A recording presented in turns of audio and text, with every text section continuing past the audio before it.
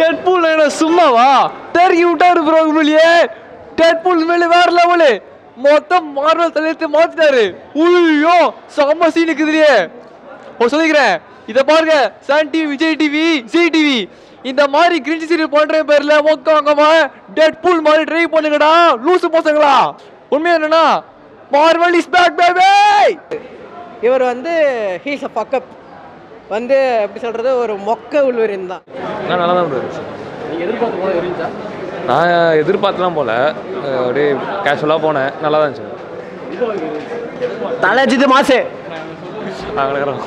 படம் நல்லா தான் இருந்துச்சு.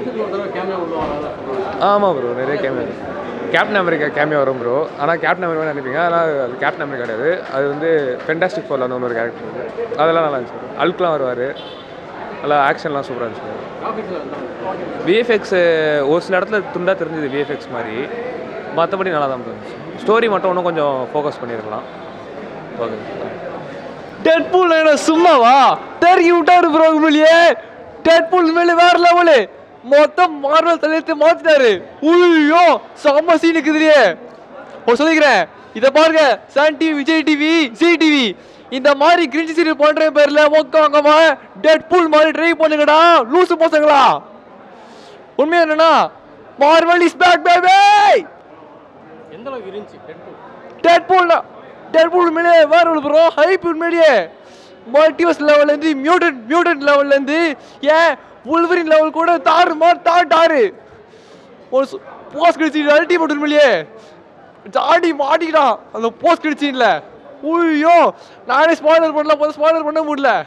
அஸ் அ மார்வல் ஃபேன் இதை பார்த்து எல்லாரும் பாருங்கடா, எல்லாரும் தெரிக்க போட்டோம்.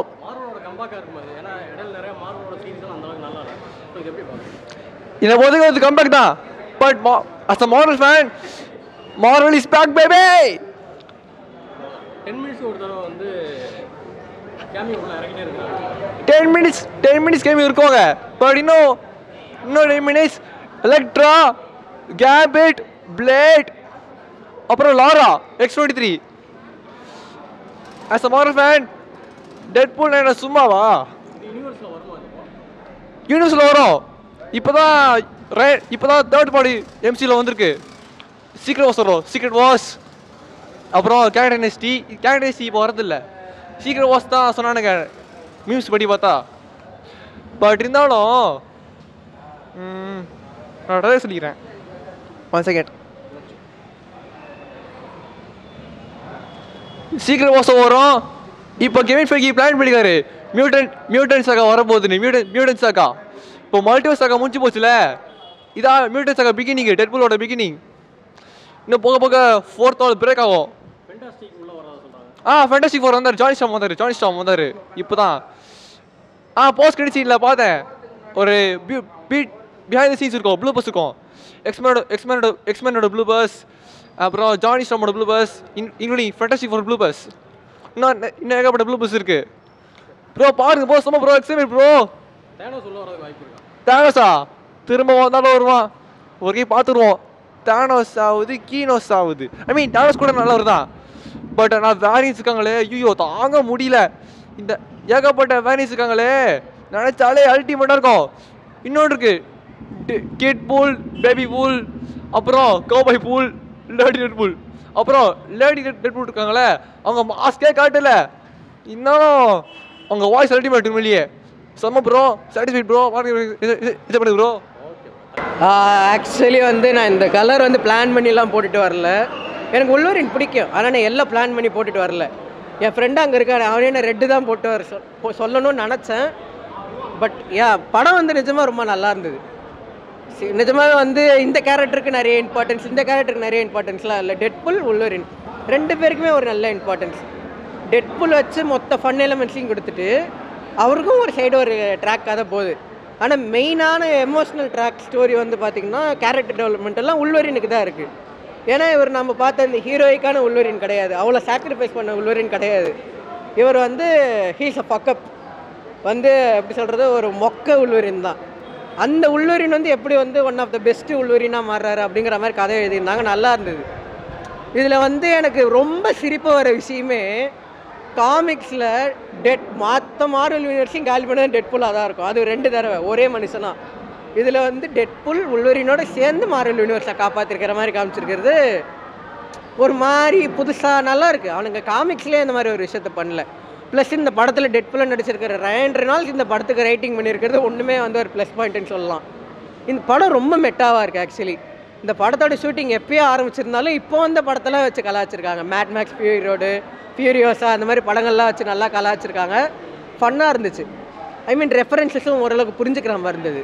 ஃபஸ்ட்டு 2 டெட்புல் படத்தில் பார்த்திங்கன்னா எங்கெங்கே கொண்டு வந்து ரெஃபரன்ஸ்லாம் நுழைப்பானுங்க. இவன் என்ன தான் சொல்ல வரான் அப்படிங்கிறதே புரியாது. ஆனால் பார்க்க ஃபன்னாக இருக்கும். நான் வந்து என்ன சஜஸ்ட் பண்ணுவேன்னா, நீங்கள் இங்கிலீஷ் படங்கள் பார்க்க மாட்டிங்கன்னா இந்த படத்தோட தமிழ் டப்பு வந்து நல்லாவே இருக்குது. நான் ட்ரெய்லர் பார்த்தேன். ரெஃபரன்ஸ் இல்லாமல் தமிழ் படங்கள் வச்சு தான் வந்து ரெஃபரன்ஸ் கொடுத்துருக்காங்க. அந்த தமிழ் லாங்குவேஜில் பார்த்தா நல்லா இருக்குங்கிறது என்னோடய கருத்து. மிச்சபடி படம் நல்லாயிருக்கு. ஃபைட் சீன்ஸ்லாம் நல்லா இருக்குது. ஆரம்பத்திலே ஒரு நல்ல சம்பவம். லோகன் படம் பார்த்தவனுங்கள தலைமையில் கை வச்சுட்டு உட்காந்துருப்பானுங்க. அந்த மாதிரி அந்தளவுக்கு ஒரு சம்பவம் நல்லா இருந்துச்சு படம்.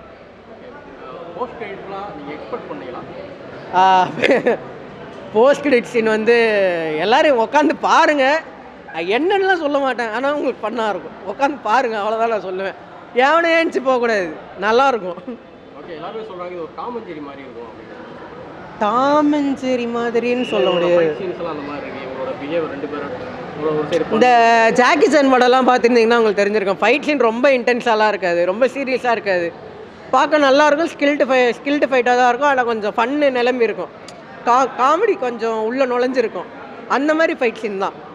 மொத்த டைட்டில் கார்டு சீக்வன்ஸ்லேருந்து எல்லாமே வந்து அந்த மாதிரி தான் அமைச்சிருக்காங்க. அது ரொம்ப நல்லா இருந்தது.